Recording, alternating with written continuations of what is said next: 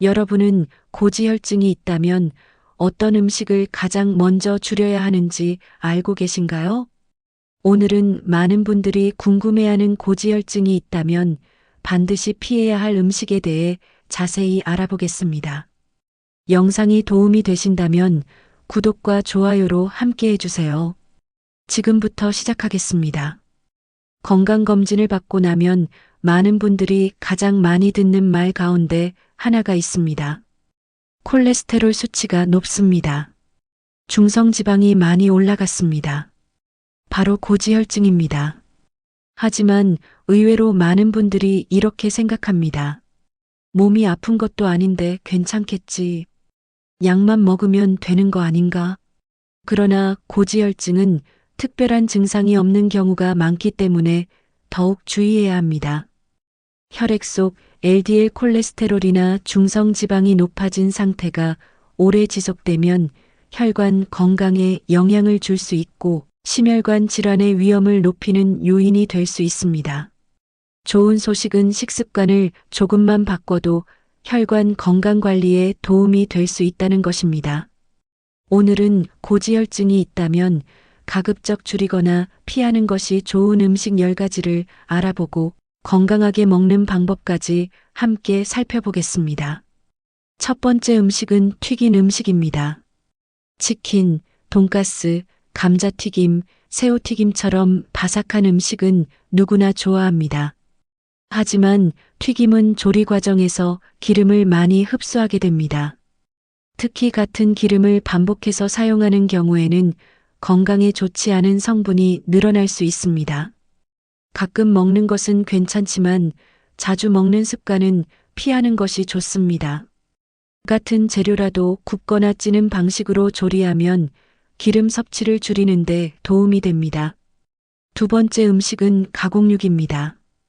햄, 소시지, 베이컨, 살라미 같은 가공육에는 포화지방과 나트륨이 많이 들어있는 경우가 많습니다. 이러한 음식은 자주 먹기보다 특별한 날 적당량만 드시는 것이 좋습니다. 평소에는 닭가슴살이나 생선, 두부처럼 가공이 적은 단백질을 선택하는 것이 도움이 됩니다. 세 번째 음식은 삼겹살과 지방이 많은 고기입니다. 고기를 먹지 말라는 뜻은 아닙니다. 고기는 양질의 단백질을 공급하는 중요한 식품입니다. 하지만 지방이 많은 부위를 자주 먹는 습관은 포화지방 섭취를 늘릴 수 있습니다. 고기를 드실 때는 기름기가 적은 부위를 선택하고 채소와 함께 드시는 것이 좋습니다. 네 번째 음식은 버터와 마가린을 많이 사용한 음식입니다.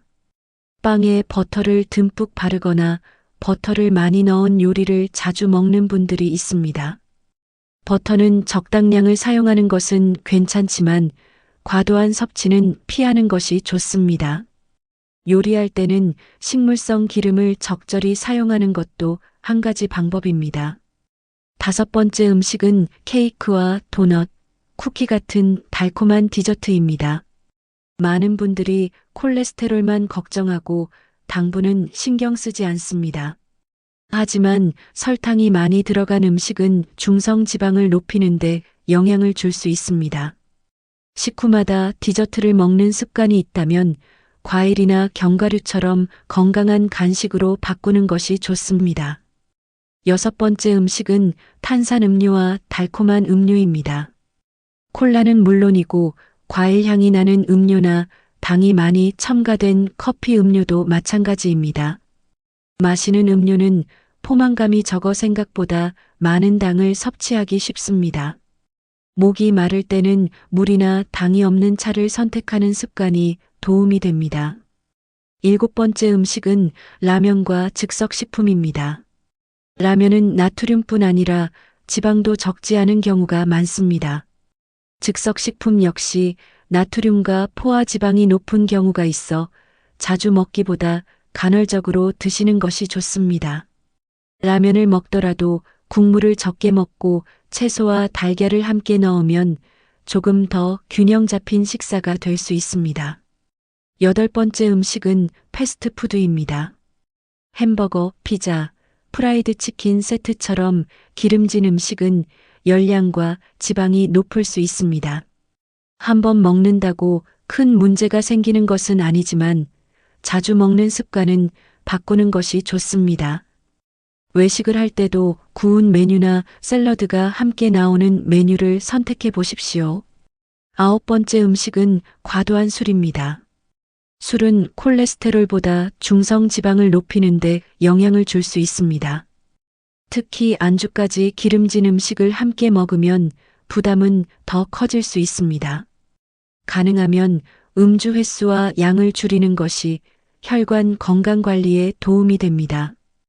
10번째 음식은 과식입니다. 의외라고 생각하실 수 있습니다.